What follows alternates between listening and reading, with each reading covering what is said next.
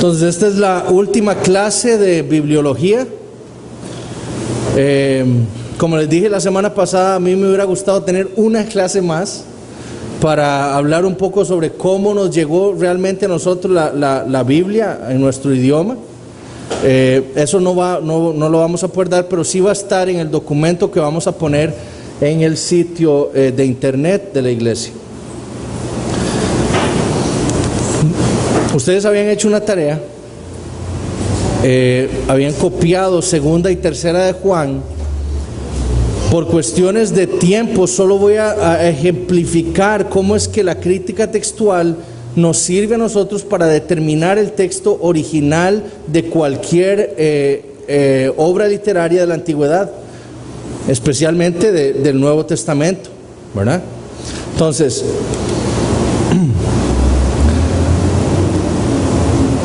de un total de 33 manuscritos que tenía yo en mi mano, yo soy el crítico textual aquí. Entonces, de un total de 33 manuscritos,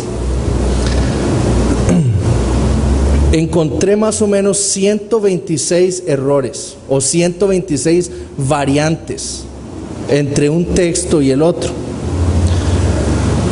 Vean, más o menos 36 omisiones, es decir, que algunos de ustedes omitían palabras o letras. 5 variantes eran de esta homoioteleuton, que se acuerdan, era aquella que el copista está viendo y ve una palabra que termina, la misma palabra termina en dos líneas diferentes, y entonces cuando vuelve a ver el texto copia la segunda palabra y ahí siguen adelante y se brinca una frase. 5 de ese tipo de variantes. 53 errores de escritura. Por ejemplo, ponían persevera con C en vez de con S. Eso es un error, es una variante. Entonces eso se incluye ahí como un error de escritura.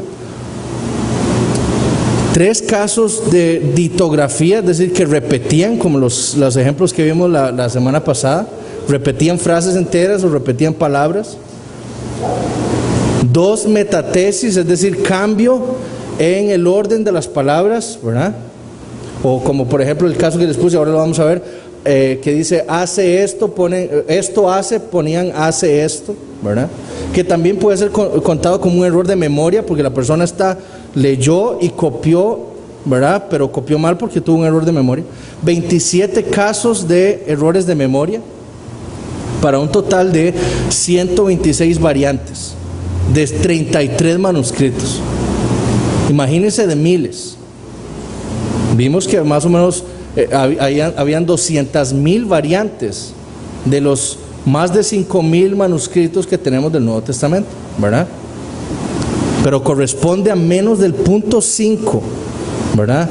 De las diferencias que tenemos en el Nuevo Testamento. Ejemplos de omisiones. Entonces vayamos a segunda de Juan. Un caso, por ejemplo, pone el anciano a la señora elegida y a sus hijos, a quienes yo amo en la, y se quedó ahí y siguió, y no solo yo, ¿verdad? Le faltó la palabra verdad. Eso es una omisión, es una variante. Otra omisión, y este es el amor, que andemos según sus mandamientos. Hay una omisión de una palabra, de una letra, ¿verdad? Otro, a causa de la verdad que permanece en nosotros y estará siempre con nosotros. Ahí falta la palabra para, y estará para siempre con nosotros. Entonces es una omisión. Esas son variantes. Ejemplos de homoioteleuton, por ejemplo, entonces vimos que aquellos casos en donde faltaba el versículo 4, ¿verdad? El versículo 3 termina como andas en la verdad, y el versículo 4 termina con la misma frase, en la verdad, ¿cierto? Entonces, algunos de ustedes estaban copiando el versículo 3, terminaron de copiar, volvieron sus ojos y pusieron sus ojos en el versículo 4, que termina con en la verdad. Y entonces siguieron copiando a partir de ahí. Copiaron el versículo 5 y faltó el versículo 4, ¿verdad? Ejemplos de errores de escritura, ¿verdad? Por ejemplo, esa Q, andando en la verdad conforme al mandamiento que recibimos, ese que, ¿verdad? Lo pusieron varios de ustedes, ¿verdad? Esa es una variante, esa no es la palabra, es que, Q-U-E, ¿verdad? Entonces esos son variantes y son errores de escritura, ¿verdad? ¿Por qué razón el copista hace eso? Bueno, porque va muy rápido, ¿verdad? Entonces podemos explicar por qué ese tipo de variantes podemos encontrarlos, ¿verdad? Vea que hay 26 variantes en distintos lugares en 2 de Juan con esa Q. Uno puso persevera con C en vez de con S. Esa es una variante, ¿verdad? Es un error textual. Otro, mucho me regocijé porque he halado a alguno de tus hijos. Es he hallado, ahí falta una L, ¿verdad? Entonces ese otro error textual, ¿verdad? Es una variante. Ese fue uno de ustedes. Ejemplos de ditografía. A causa de la verdad que permanece en nosotros y estará para siempre con nosotros, y estará para siempre con nosotros, sea con vosotros y estará para siempre con nosotros. ¿Verdad? Esa persona estaba copiando, iba al texto y copiaba, ¿verdad? Entonces, eso es ditografía. Ese es uno de ustedes. Ejemplo de metatesis, el caso que les dije ahora, venido en carne, quien hace esto es el engañador. Realmente el texto dice, eso fue uno de ustedes. 32 de ustedes pusieron quien esto hace. Entonces, ¿cuál es la lectura original? Quien esto hace, ¿cierto? Y veámoslo con los otros ejemplos. Solo uno de ustedes hizo esa copia con esa ditografía. 32 de ustedes lo copiaron bien. Entonces, ¿a quién le creo yo? A la mayoría de las copias. 26 pusieron qué, pero el resto, o sea, hay 26 errores, 26 Qs que ponen así, ¿verdad? Pero eso creo que eran como 7 copias. ¿A quién le creo cuando dice qué? A la mayoría, ¿verdad? Además, yo puedo entender que esa Q no es la palabra correcta, sino que el copista está corriendo, ¿verdad? Entonces, o tiene pereza, ¿verdad? 32 de ustedes pusieron persevera con S. ¿A quién le creo? ¿Verdad? El homoio teleuton, si solo 2 de ustedes o 3 de ustedes les faltó ese versículo 4, hay 30 que lo pusieron. Entonces, ¿a quién creo yo que hay una? O sea, voy a creer yo que 30 añadieron a la escritura, o voy a creer que más bien hay una explicación para que esos 3 casos les faltara el versículo 4. Hay una explicación, ¿verdad? Y es esa. Entonces, yo puedo reconstruir el texto, ¿me explico? Con la multiplicidad de copias. Omisiones, ¿verdad? A quienes yo amo ese es solo un caso, le faltó verdad. El resto puso la verdad, ¿verdad? Entonces, o mandamiento. Voy a creer yo que una copia lo puso correcto, que era mandamiento en vez de mandamientos. No, porque si yo estoy diciendo, si yo soy el crítico textual, primero voy a examinar el contexto, ¿verdad? Está hablando que andemos según está hablando en plural. Entonces tiene que ser mandamientos. Entonces tiene que ser que este copista omitió una letra. ¿Me explico? Entonces, la idea de la crítica textual es reconstruir el texto original, la lectura original de una obra literaria. Entonces, así es como se hace.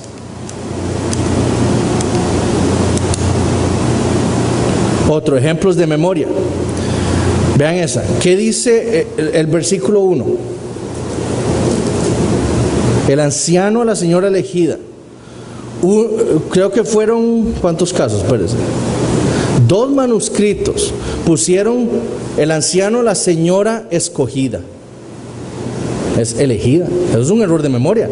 Él lee el anciano a la señora elegida de sus hijos y está copiando y pone una palabra, un sinónimo, ¿verdad? El anciano a la señora escogida, pero lo pone mal, ¿verdad? O sea, 31 de ustedes copiaron elegida y 2 escogida. ¿Hay una explicación? Sí, un error de memoria. Otro, cualquiera que se desvía y no persevera. ¿Qué dice el texto? Cualquiera que se extravía. Ese no está ahí. Pero uno de ustedes puso desvía, ¿verdad? Es un sinónimo igual, es un error de memoria. Y otro, por ejemplo, varios de ustedes pusieron esto: si alguno viene a vosotros y no trae esa doctrina, cuando es esta doctrina, ¿verdad? Entonces, ¿alguien puede hacerme el texto más pequeñito para verlo? Aquí en la computadora. Es para no bajar yo y no... Entonces, por ejemplo, yo lo que hice para ejemplificar lo que hace la crítica textual es ver los primeros 6 versículos de la segunda epístola de Juan, ¿ok? Entonces, por ejemplo, veamos ahí, dice: el anciano a la señora elegida, ¿verdad? 2 manuscritos tienen la señora escogida.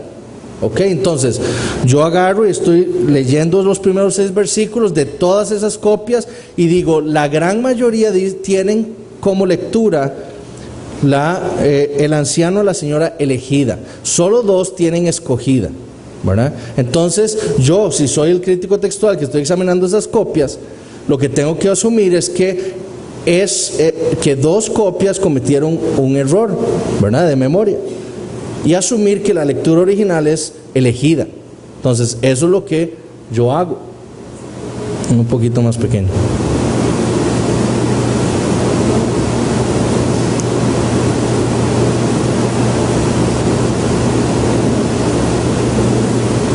Ok, perfecto.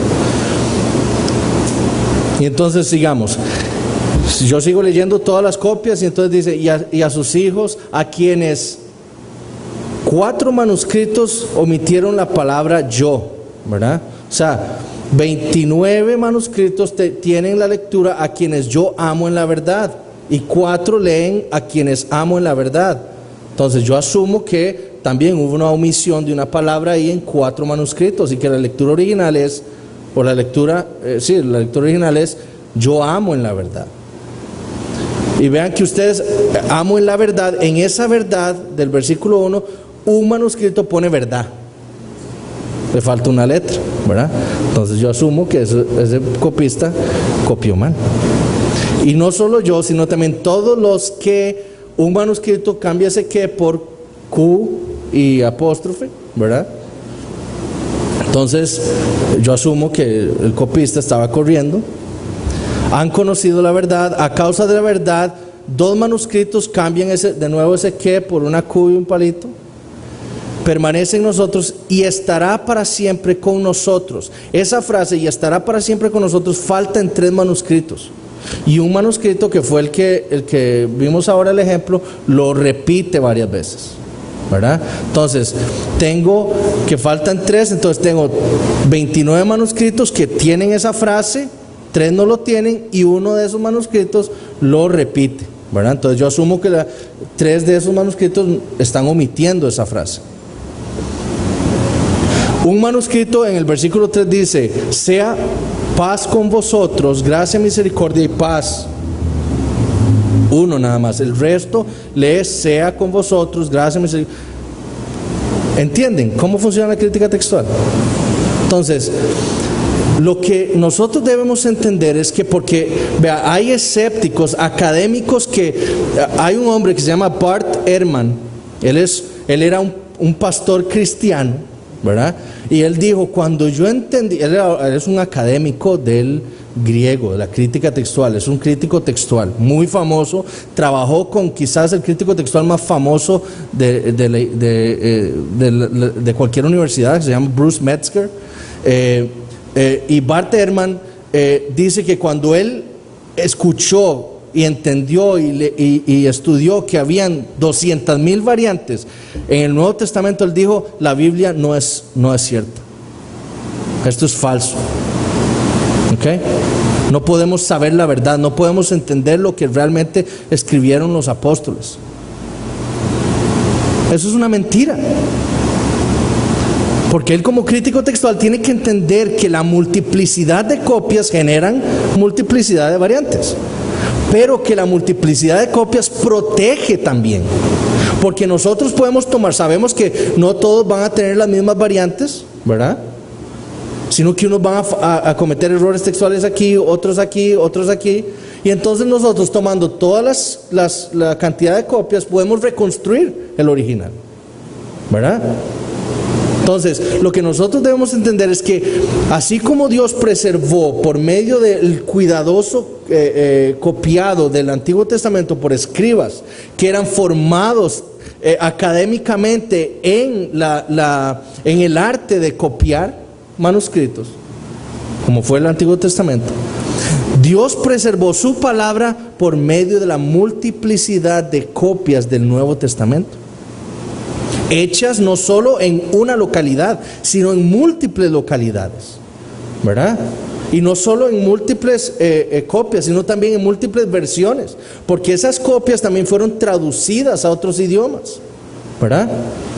Y no solo eso, sino que los padres de la iglesia, muchos que fueron discípulos de los apóstoles, como Policarpo, Ireneo, citaron casi todo el Nuevo Testamento excepto por un versículo. O sea que nosotros podemos tomar todos esos fragmentos, ¿verdad? Y reconstruir el Nuevo Testamento. Y entonces, por eso, y ahora, entonces, lo que conocemos, y yo les dije en la clase pasada, es que el 99.5% del texto lo tenemos claro. Esto es lo que dice, esto fue lo que fue escrito original. Hay un 0.5% de variantes que tenemos dudas. Pero ese 0.5 de variantes son, por ejemplo, una nu, una letra que es una letra griega que está puesta en un lugar, por ejemplo, donde no va, ¿verdad? Entonces no sabemos si fue original o no, pero son ese tipo, omisiones como verdad, ¿verdad? Omisiones como yo amo, ¿verdad? Omisiones que no cambian ninguna doctrina bíblica, nada. No afectan en nada ninguna de las doctrinas que nosotros creemos. Y como son tan mínimas, nosotros podemos decir, nosotros tenemos la palabra de Dios. Esto fue lo que Dios habló con toda seguridad, precisamente porque tenemos miles de copias, ¿verdad? Y porque hay variantes en ellas, pero que no importando si están o no, podemos nosotros, por medio de esa multiplicidad, reconstruir el original. ¿Entienden? La crítica textual no nos debe dar miedo, nos debe dar seguridad de lo que tenemos es la palabra de Dios, hablada por Él, por medio de hombres, para su pueblo. Entonces la crítica textual es, por eso le leía una cita de Greenlee, ¿verdad? Que él decía, si queremos ser estudiantes cuidadosos de la Biblia, ¿verdad? Debemos conocer qué es la crítica textual. Entonces ahora vamos a hablar un poco sobre la traducción de la Biblia y más o menos un poquito sobre cómo nos llegó a nosotros la Biblia en nuestro idioma. Vayamos a Hechos capítulo 2. Jesucristo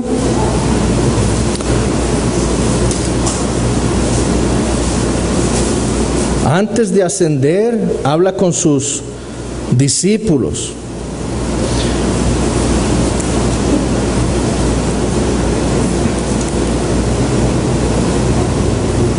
En el versículo 8 del capítulo 1 el Señor les dice a ellos: pero recibiréis poder cuando haya venido sobre vosotros el Espíritu Santo, y me seréis testigos en Jerusalén, en toda Judea, en Samaria y hasta lo último de la tierra.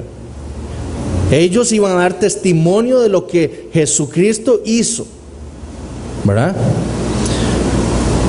En el capítulo 2, empezando en el versículo 7, de pronto estos hombres que habían tenido tanto miedo cuando arrestaron a Jesús y lo crucificaron, de pronto se sienten con valor al haber descendido sobre ellos el Espíritu Santo con poder, y ellos piensan declarar la verdad. Y Pedro se levanta y predica el Evangelio. Y leemos en versículo 7 del capítulo 2: y estaban atónitos y maravillados diciendo: mirad, ¿no son galileos todos estos que hablan? ¿Cómo pues les oímos nosotros hablar, cada uno en nuestra lengua, en la que hemos nacido? partos, medas, elamitas y los que habitan en Mesopotamia, en Judea, en Capadocia, en el Ponto y en Asia, en Frigia y Panfilia, en Egipto y en las regiones de África, más allá de Cirene, y romanos aquí residentes, tanto judíos como prosélitos, cretenses y árabes, les oímos hablar en nuestras lenguas las maravillas de Dios. Todas estas personas iban a necesitar, Dios nos ordena a nosotros, ¿verdad? En la gran comisión, ¿hacer qué? Hacer discípulos. ¿Cómo? Yendo, bautizando, enseñando. Esas personas necesitaban ser discípulos, ellos necesitaban tener la palabra de Dios. Pero ¿cómo la iban a leer? ¿Cómo la iban a entender? Bueno, esas personas necesitaban la Biblia en su propia lengua. Y la iglesia desde muy temprano entendió que a donde ellos iban debían traducir las escrituras. Muy temprano. Y muy temprano en la historia nosotros encontramos versiones, traducciones de la Biblia del griego a cualquier otra lengua o del hebreo a otra lengua. ¿Ok? La Septuaginta, por ejemplo, es la traducción del hebreo del Antiguo Testamento al griego, ¿verdad? Fue hecha más o menos entre el año 250 y 150 antes de Cristo, durante el tiempo de Ptolomeo Filadelfio, un emperador griego. Ahí fue cuando los judíos recibieron los derechos religiosos, y entonces se dice que en la carta de Aristeas, el bibliotecario le pide al rey que por favor le dé esos derechos a los judíos, y entonces para que se copien las escrituras judías para los judíos alejandrinos, en Alejandría, en Egipto. Y entonces ellos copian se dice que tomaron a 6 hombres de cada tribu de Israel, ¿verdad? Y tradujeron el Antiguo Testamento del hebreo al griego en 72 días.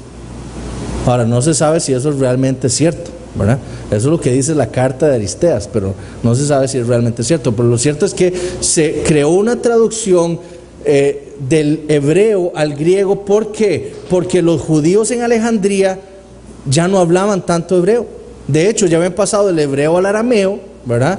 Y muchos en Alejandría ya no hablaban arameo, hablaban griego. Entonces necesitaban las escrituras en ese idioma. Está la Peshita siria, que se supone que ya hay traducciones al sirio, ¿verdad? Muy temprano, a finales del siglo II y principios del siglo III después de Cristo, ¿verdad? Cuando el cristianismo empezó a salir de Antioquía. Hay versiones cópticas, ¿verdad? De diversos dialectos egipcios que datan las más lejanas del siglo III después de Cristo. Y muchas incluyen gran parte del Nuevo Testamento. Otras versiones, como las versiones góticas, ¿verdad? Las tribus germanas en Europa, se les empezó a traducir el Antiguo Testamento y el Nuevo Testamento, ¿verdad? Es más, en algunas de esas versiones no se encuentran, por ejemplo, el libro de Crónicas, porque los copistas decían las guerras ahí es demasiado para estos hermanos que son demasiado peleoneros. Entonces no copiaban Crónicas por esa razón, ¿verdad? Se encuentran versiones también en latín antiguo, ¿verdad? Que muy temprano, el siglo II, siglo III de nuestra era. También tenemos la Vulgata latina hecha por Jerónimo, ¿verdad? Jerónimo era un académico. A los 12 años sus papás lo mandan a la universidad, aprende griego, hebreo, aprende latín, ¿verdad? Y el obispo en Roma le pone a él, como es tan inteligente y tan estudiado, le pone una tarea: traduzca la Biblia al latín. Y entonces Jerónimo toma los manuscritos y empieza a traducir la Biblia al latín, ¿verdad? Eso en el siglo IV después de Cristo.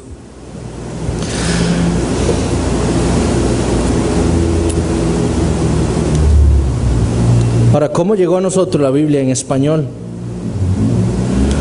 Nosotros sabemos, y tal vez ahí no se vea mucho, pero nosotros sabemos que en la Edad Media ya se empezaron a hacer traducciones al castellano del hebreo, del griego, del arameo, ¿verdad? Entonces, ya en los años 1200 se empieza, sale la versión, la Biblia alfonsina, que es dedicada al rey Alfonso X, ¿ok? Y es una traducción de la Vulgata latina. En 1400 encontramos la Biblia de Alba, ¿verdad? Que es una traducción del hebreo, el arameo y el griego, y es dedicada a Juan II de Castilla. Después, más adelante, en 1500, tenemos ya la traducción hecha por Casiodoro de Reina, ¿verdad? Que fue hecha principalmente del texto masorético y del texto recibido de Erasmo, que ahorita vamos a hablar más de eso. Después, más adelante, unos años después, Cipriano de Valera hace una revisión de la obra de Casiodoro de Reina y cambia algunas cosas, principalmente con la teología de Ginebra, ¿ok? De Calvino. Más adelante tenemos ya las versiones modernas, ¿verdad? Como por ejemplo la Biblia de las Américas, ¿verdad? Que es de la Fundación Lockman, que es una traducción literal del hebreo, arameo y del griego, usando no el texto recibido, sino el texto crítico, ¿verdad? Ahorita vamos a entender a qué me estoy refiriendo. Después tenemos la nueva versión internacional, ¿verdad? Que es una otra versión usando los mismos manuscritos que usa la Biblia de las Américas. Eso lo van a encontrar en internet, cuando lo pongan en internet. Ahora, ¿por qué tantas versiones? Podemos encender la luz. ¿Por qué tantas versiones de la Biblia en español? Bueno, porque existen diversas técnicas de traducción y porque además tenemos textos diferentes de los cuales podemos traducir la Biblia. ¿Ok? Entonces, ¿cuáles son las técnicas de traducción? Muchas personas piensan que una traducción fiel a la Biblia implica que sea palabra por palabra, ¿verdad? Es decir, si el original tiene un sustantivo aquí, entonces en la traducción tiene que tener un sustantivo. Si en el original tiene 16 palabras, la copia tiene que tener 16 palabras, ¿verdad? Pero nosotros, cuando hablamos de la fidelidad al original, debemos especificar si estamos hablando de una fidelidad en cuanto a la forma o en cuanto al sentido.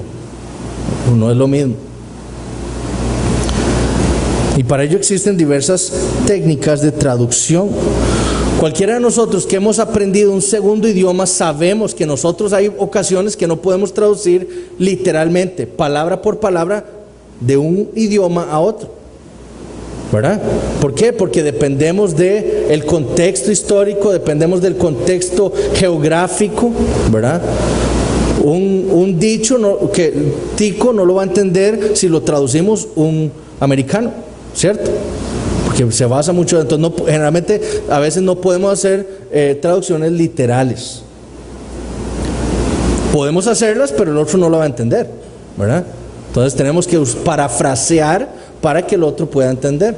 Entonces, esas son técnicas de traducción que nosotros mismos hacemos. Entonces está la técnica de la equivalencia formal. La equivalencia formal lo que hace es traducir los originales palabra por palabra, ¿verdad? Su principal preocupación es con la forma gramatical y no tanto con el sentido. Por ejemplo, la Reina Valera 1960 en el Salmo 78 versículo 31, que literalmente dice así: cuando la nariz de Dios se engrandeció. ¿Entendemos lo que está diciendo? No, ¿verdad? Pero los judíos lo entendieron perfectamente cuando David lo escribió. Entendió esa frase, porque era una frase que ellos mismos usaban ¿para qué? Cuando ellos estaban enojados. Entonces, ¿cómo traduce la Reina Valera 1960? Que es una traducción de equivalencia formal, palabra por palabra, el Salmo 78:31. Cuando vino sobre ellos el furor de Dios, ¿verdad? Para traducir lo que literalmente dice, cuando la nariz de Dios se engrandeció. ¿Ok? Porque lo que los traductores están interpretando es que Dios se enojó, ¿verdad? Otro ejemplo es Mateo 1:18. Literalmente dice, hablando de María concibiendo a Jesús, dice, se halló que lo tenía en el vientre. Eso dice literalmente. Pero ¿cómo lo traduce la Reina Valera? Se halló que había concebido del Espíritu Santo, ¿verdad? Es más gráfico lo literal, ¿verdad? Pero para darle un sentido mejor, los traductores de la Reina Valera 1960 lo tradujeron así. Entonces, lo que tenemos que entender es que muchas cosas no son entendibles si las traducimos palabra por palabra de otro idioma, en un contexto totalmente diferente, en otro punto en la historia muy lejano al nuestro, ¿verdad? No podemos traducir para que nosotros lo entendamos. Entonces hay que muchas veces parafrasear ciertas cosas, a pesar de que la gran mayoría de la traducción sea palabra por palabra o de equivalencia formal. La idea de una Biblia así como la Reina Valera 1960, una Biblia como la Biblia de las Américas, es dejar que el lector interprete por sí mismo el pasaje. O sea, esa es la idea. O sea, si es palabra por palabra, entonces esa persona va a tratar de interpretar el texto por sí solo, ¿verdad? Por sí mismo. Está la técnica de la equivalencia dinámica, ¿verdad?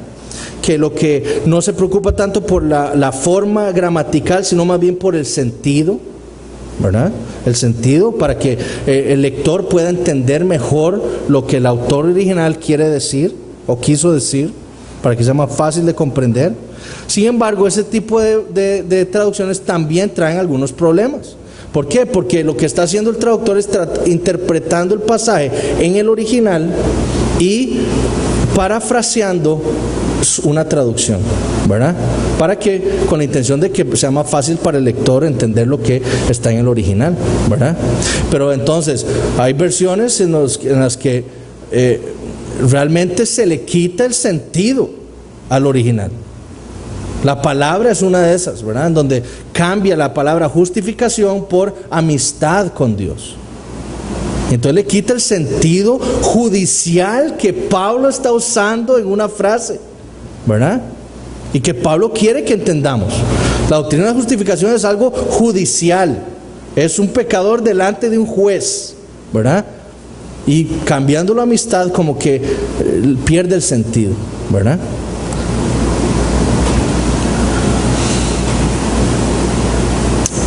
También debemos entender que hay versiones que en lugar de interpretar y ayudar a la interpretación, lo que hacen es tergiversar la traducción o el sentido original. Una de estas es la versión del Nuevo Mundo de los Testigos de Jehová, ¿verdad? Que cambian un montón de pasajes que tienen que ver con la deidad de Cristo, que están expresamente y claramente enseñadas en los originales, pero que ellos tergiversan porque ellos tienen un propósito, ¿verdad? Ellos están más bien, en vez de interpretar la Biblia, que ella sea la que hable, ellos le meten sus doctrinas a la Biblia y la transforman para que diga lo que ellos piensan, ¿verdad? Eso es una versión pésima, ¿verdad?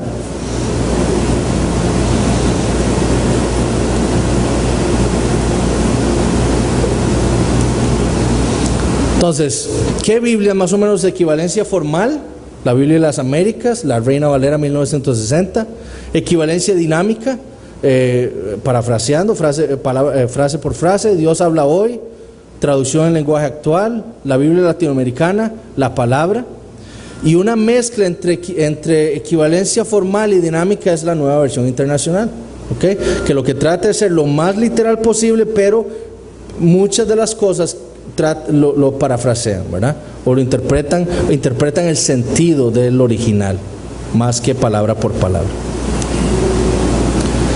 ¿Cuáles son la palabra que debe surgir entonces para nosotros? ¿Cuál Biblia debo usar yo? ¿Verdad? O sea, ¿cuál Biblia me sirve a mí?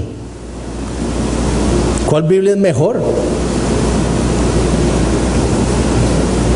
Después de haber estudiado bibliología, espero que se estén preguntando esas cosas, ¿verdad?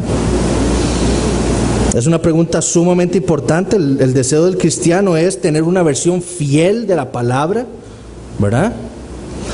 Nosotros entendemos que Dios a pescadores les habló sobre la justificación, pero nosotros lo queremos sencillito, ¿verdad? Queremos que se nos explique el sentido de la doctrina de la justificación, entonces no la cambien por amistad. Eso no es lo que Dios está hablando. O sea, Dios les habló a pescadores de la justificación, de expiación, de propiciación. Esas palabras están en los originales. ¿Y por qué nosotros queremos que ese tipo de palabras sean quitadas? No hay diccionarios, no hay hombres que podamos ir a que nos expliquen qué significa esa palabra. Entonces hay versiones que en lugar de ayudar más bien estorban y dan tropiezo, ¿verdad? Para entender realmente lo que Dios nos dijo, ¿ok? Entonces es importante saber cuál Biblia es la que debo tener, y nuestro deseo como cristianos es tener una versión fiel a lo que Dios nos dijo, ¿verdad? Entonces, como recomendación, primero debemos alejarnos de cualquier versión sectaria, como la de los testigos de Jehová, ¿verdad? Esas son sectas que crean versiones que no son fieles a los originales, o versiones hechas por individuos, ¿verdad? Por solo un hombre. Por ejemplo, está la Reina Valera Gómez, ¿verdad? ¿Por qué? Porque esas versiones puede ocurrir que el traductor esté metiendo su propia teología a la traducción, ¿verdad? Entonces debemos evitar ese tipo de traducciones, ¿ok? Sectarias o hechas por individuos y no por comités académicos. Claro, hay comités de comités, ¿verdad? Hay comités que, por ejemplo, la revisión de la nueva versión internacional lo que hace ahora es tratar de cambiar, de quitarle el género a cualquier cosa, ¿verdad? Entonces ya no habla de géneros para no diferenciar mujeres y hombres, ¿verdad? Pero si Dios habla de un hombre, habla de un hombre. Si Dios habla de una mujer, habla de una mujer. ¿Por qué vamos a quitar eso? ¿Verdad? La recomendación mía es que ustedes tengan por lo menos dos versiones. Una de técnica de equivalencia formal y una de equivalencia dinámica, ¿verdad? Entonces, ¿qué les recomiendo yo? O la Reina Valera, ¿verdad? Y una nueva versión internacional, o la Biblia de las Américas y una nueva versión internacional, ¿verdad? Porque cuando no entendemos algo palabra por palabra, podemos ir a la nueva versión internacional y ver cuál era el sentido, ¿verdad? Y la nueva versión internacional es una buena traducción de equivalencia dinámica, ¿verdad?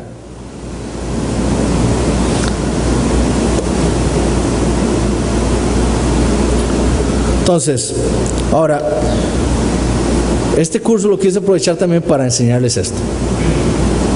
Hace unos años tuve una discusión con un pastor argentino que él decía que la Reina Valera, él era solo Reina Valera, ¿ok? Él decía que la Reina Valera 1960 es la palabra de Dios inspirada en español. Eso no es cierto, ¿verdad? Ya nosotros estudiamos bibliología y sabemos que lo único que Dios inspiró fueron los originales, ¿verdad? Que no tenemos. Lo que tenemos son copias, ¿verdad? Pero que podemos reconstruir el texto original por medio de la crítica textual, ¿verdad? Pero esto, Dios no habló en español. Dios habló en griego, en hebreo y en arameo.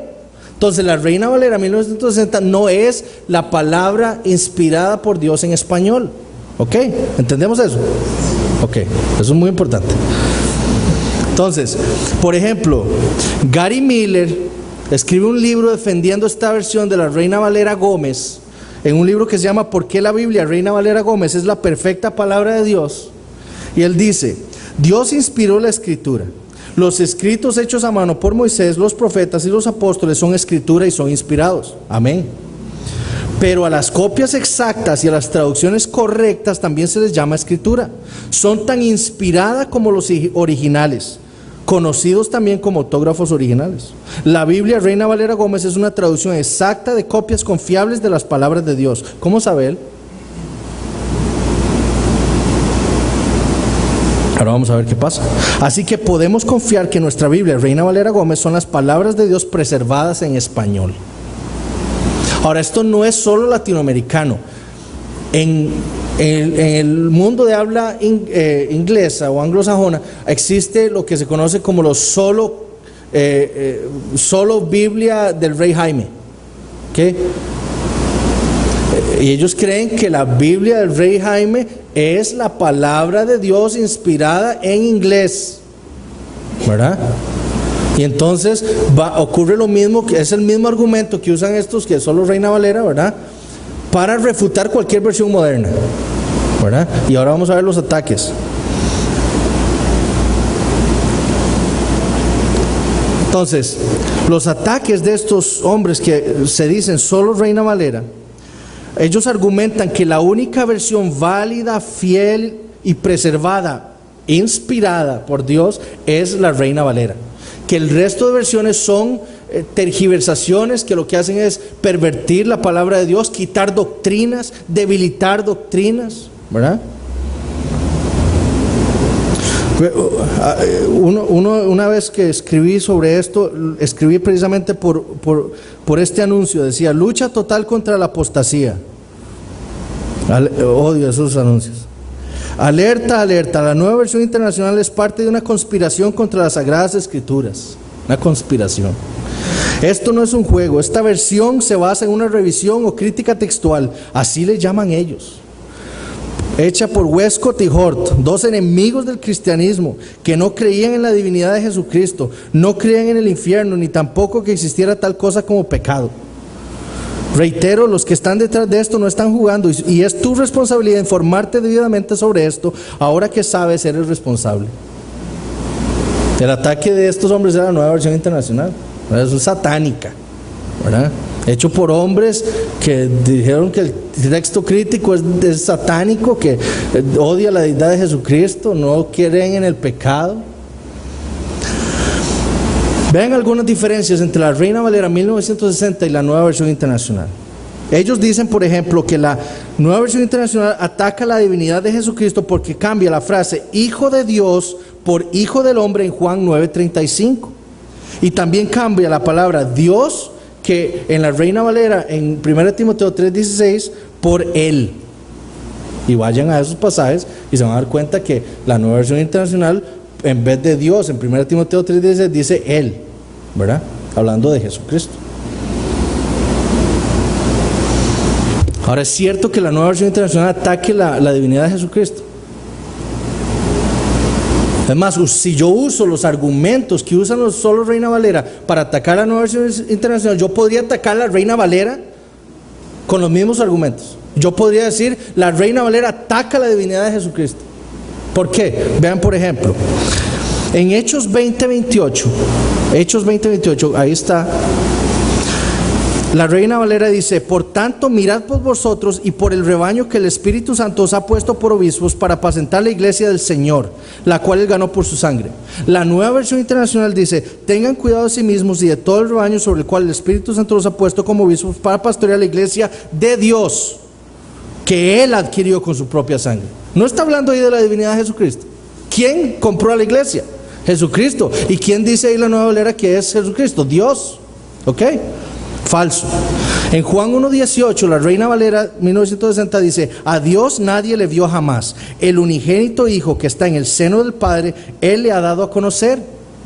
La Nueva Versión Internacional dice: a Dios nadie lo ha visto nunca. El Hijo unigénito, que es Dios y que vive en unión íntima con el Padre, nos lo ha dado a conocer. No veo ningún ataque a la divinidad de Jesucristo. Ahí está diciendo que Él es Dios y que está en íntima unión con el Padre. Filipenses 2:6, la Reina Valera 1960 dice: el cual, siendo en forma de Dios, no estimó el ser igual a Dios como cosa que aferrarse. Ahora, la palabra morfo es la traducción literal, forma, pero lo que Pablo está diciendo ahí es lo que la Nueva Versión Internacional entiende: quien siendo por naturaleza Dios, no consideró el ser igual a Dios como algo a que aferrarse. Quien siendo por naturaleza Dios.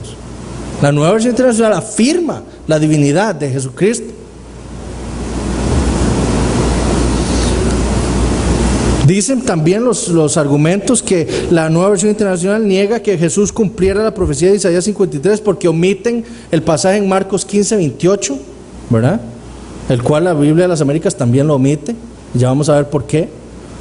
Pasaje en Mateo 15, 28, al final, cuando dice que esto para que se cumpla, ¿verdad?, lo dicho por Isaías, eso no está ni en la Nueva Versión Internacional ni en la Biblia de las Américas. Eso está nada más en la Reina Valera. ¿Ok? Dicen que la Nueva Versión Internacional debilita la doctrina del sacrificio expiatorio de Cristo. Hay una lista enorme de ataques contra la Nueva Versión Internacional, con argumentos totalmente tontos. Entonces dicen que la Nueva Versión Internacional debilita la doctrina del sacrificio expiatorio de Cristo porque, por ejemplo, omite la palabra, la frase por nosotros en 1 Corintios 5, 7. O sea, que Cristo murió por nosotros. Pero vean otros pasajes en donde la Nueva Versión Internacional afirma la doctrina del sacrificio expiatorio de Cristo por su pueblo. Efesios 5:2. Y lleven una vida de amor, así como Cristo nos amó y se entregó por nosotros como ofrenda y sacrificio fragante para Dios.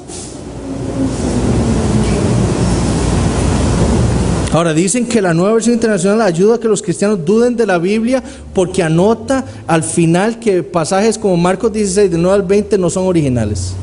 Entonces eso debilita la fe de los cristianos. Entonces es mala. Ahora, ¿por qué las diferencias? ¿Por qué hay diferencias entre la Nueva Versión Internacional y la Reina Valera? Porque los textos usados, principalmente del Nuevo Testamento, son diferentes. Es decir, la Reina Valera, los manuscritos o los documentos que Casiodoro de Reina utilizó para traducir el Nuevo Testamento al español fue el texto recibido o el Textus Receptus. Ese Textus Receptus fue hecho por Erasmo de Rotterdam, un humanista. Erasmo se puso a la tarea de ¿qué? De traducir el Nuevo Testamento al griego, de que la iglesia tuviera el Nuevo Testamento en su idioma original. Entonces empezó a recolectar manuscritos. Adivinen cuántos pudo recolectar. Menos de 10. Algunos de Inglaterra, 4 de Inglaterra, otros de Nueva Zelanda, y hasta uno que un amigo suyo, Reuchlin, le prestó, que tenía el único documento que tenía parte del Apocalipsis. El resto de manuscritos no tenía el Apocalipsis. Y entonces Erasmo dijo, bueno, aquí tengo menos de 10 manuscritos, entonces voy a hacer el Nuevo Testamento en griego. Entonces empezó a hacer como crítica textual todos esos manuscritos que tenía y empezó a reconstruir el Nuevo Testamento en griego. Ahora, cuando llegó Apocalipsis, él dijo, me falta mucho de Apocalipsis. Y no tengo, solo tengo un manuscrito que tiene Apocalipsis, pero no lo tiene por completo. Entonces, ¿qué hizo? Lo tradujo del latín de la Vulgata. Entonces, él tradujo del latín a griego. Y entonces podemos ver las diferencias que hay entre la Reina Valera y las versiones como la Nueva Versión Internacional en Apocalipsis, ¿verdad? Ahora, son menos de 10 manuscritos que usó Erasmo, ¿verdad? Y parte de eso fue traducido del latín al griego. Ahora, la Nueva Versión Internacional, la Biblia de las Américas, utiliza el texto crítico, que son los miles de manuscritos que Dios en su providencia le permitió a la iglesia encontrar en estos últimos 2-3 siglos. Eso no lo tuvo Erasmo. Erasmo hubiera sido feliz de tener todos esos manuscritos, pero él solo tuvo 10. Y yo les conté lo de la coma juanina, ¿verdad? Como él dijo, la primera Juan 5:7 no está en ninguno de los manuscritos que yo tengo. Y de pronto apareció uno que data del mismo siglo que Erasmo, ¿verdad? Que el manuscrito de Freud o Roy, ¿verdad?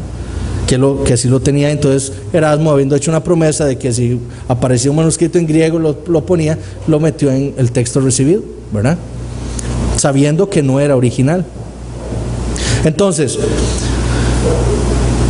el texto crítico es diferente al texto recibido o al textus receptus de Erasmo en algunos puntos, no en todos, como por ejemplo vemos eso. El texto crítico, esa gran cantidad de manuscritos que muchos datan. Vean, los manuscritos que tenía Erasmo, el más antiguo databa del siglo XII. Pero el texto crítico tiene manuscritos tan lejanos como principios del siglo II. Y la gran mayoría son del siglo IV, el VI. ¿Verdad? Entonces, la evidencia crítica demuestra, por ejemplo, en pasajes como Marcos 15:28, que no era original. Que lo que hizo el autor, uno de los copistas de Marcos, mucho más adelante en la historia, fue tratar de compaginar o mezclar un pasaje en Lucas, ¿verdad?, con Marcos. Y entonces añadió esa frase ahí, pero los manuscritos más antiguos no lo tienen. Entonces, por eso es que la Nueva Versión Internacional no lo tiene, porque la Nueva Versión Internacional no se basa en el texto recibido, sino en el texto crítico. Igual la Biblia de las Américas. Ustedes verán, si tienen la Biblia de las Américas, van a Marcos 15:28 y tiene un 1. Y dice, los manuscritos más antiguos no contienen este pasaje. Igual Marcos 16:9 al 20. Igual 1 Juan 5:7. ¿Verdad? Esas son las diferencias. Son no solo la diferencia en la técnica de traducción. La Reina Valera es una traducción de equivalencia formal, palabra por palabra. La Nueva Versión Internacional es una equivalencia dinámica, ¿verdad? Pero también el texto es diferente, ¿verdad? Pero lo que no quiero decirles es esto. En esos pasajes que revisamos entre la Reina Valera y la Nueva Versión Internacional, ¿se cambia alguna doctrina? No. La Reina Valera afirma que Jesucristo es Dios. Sí. La Nueva Versión Internacional afirma que Jesucristo es Dios. Sí. Ninguna doctrina se cambia entre el texto crítico y el texto recibido, ¿verdad? Ninguna. La doctrina de la Trinidad no se cae para los cristianos si usamos una versión que usa el texto crítico, que no omite el pasaje en 1 Juan 5:7, ¿verdad? Tenemos toda la Biblia para la doctrina de la Trinidad. Entonces los cambios son mínimos entre el texto crítico y el texto recibido. ¿Qué nos hace pensar eso? Que aún copias del siglo XII que tuvo Erasmo en sus manos eran fieles y eran tan similares al texto crítico que podemos decir todos tenemos la palabra de Dios. Eso es lo que nos afirma. Ver que una versión que toma nada más unos pocos manuscritos del Nuevo Testamento, ¿verdad?, y varía tan poco con respecto a la gran cantidad de manuscritos que tenemos, eso nos da mucha seguridad de que nosotros tenemos la palabra de Dios. ¿Entienden? Me doy a entender. Esa es la frase correcta.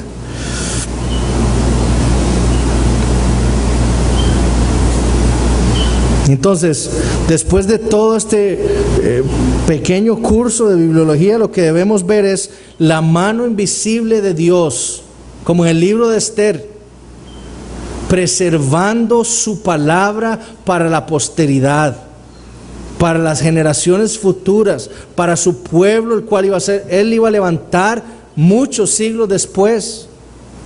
Es la mano invisible de Dios preservando su palabra de distintas maneras. No solo por copias fieles, sino también por multiplicidad de copias. Entonces, cualquier versión, esto es importante para nosotros, si vamos a buscar una versión de la Biblia, cualquier versión es buena mientras sea fiel no solo a la gramática, sino al sentido de los originales. Y eso es lo que debemos buscar.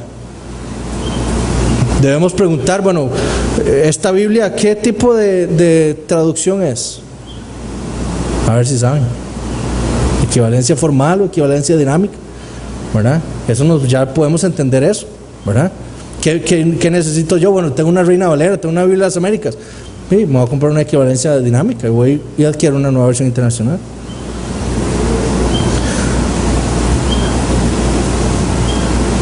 Entonces, Lo que quiero que les quede de este curso es la seguridad de que nosotros tenemos la palabra de Dios y que Dios no dejó a su pueblo abandonado. Él le dio a su pueblo durante todos los siglos su palabra para que pudiera ser edificado y que creciera también, ¿verdad? Entonces, cualquier pregunta pueden hacerla. Mientras pueden saludarse y aprovechar un ratito mientras empezamos el culto. Gracias.